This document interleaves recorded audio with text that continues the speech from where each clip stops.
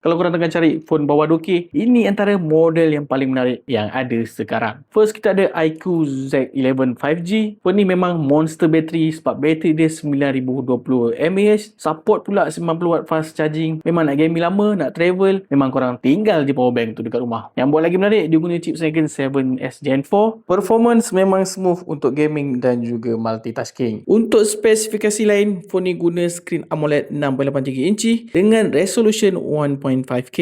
Support juga 144Hz refresh rate dengan brightness dia 5000 nits. Harga jualan untuk iQOO Z11 adalah RM1,900. Yang kedua, kita ada Nothing Phone 4a. Kalau korang jenis pentingkan style dan nak look estetik, phone ni memang sesuai untuk korang. Sebab phone ni ada glyph bar yang nampak futuristic gila. Boleh guna untuk notification, call dan macam-macam lagi. Guna chip Snapdragon 7S Gen 4. Phone model lebih kurang macam iQOO Z11 5G tadi. Beza dia dekat experience dan juga design. Untuk spek lain, phone ni guna screen 6.78 inci OLED, 1.5K resolution, refresh rate dia 120Hz dan nit brightness dia 4500. Harga jualan dia kurang RM1 untuk jadi RM2,000. Yang ketiga, kita ada GT50 Pro. Phone ni memang phone gaming sebab dia ada features gaming macam Hydro Flow Liquid Cooling yang boleh maintainkan suhu bila korang main game dalam masa yang panjang. Dan korang boleh tengok Liquid Cooling tu bergerak-gerak dekat bahagian panel belakang. Selain tu ada juga GT Trigger. Actually GT Trigger ni ada dekat phone gaming yang mahal je, yang RM4,000, RM5,000, tapi ada dekat phone gaming bawah RM2,000. Untuk spesifikasi lain, Infinix GT50 Pro ni guna chip Dimensity 8400 Ultimate. Lepas tu guna screen AMOLED 144Hz dengan resolution 1.5K. Bateri yang dia ada pun agak besar, iaitu 6500 mAh yang support fast charging 45W wired dan juga 30W wireless charging. Harga jualan dia RM1,900. Yang keempat, kita ada Poco X8 Pro Max.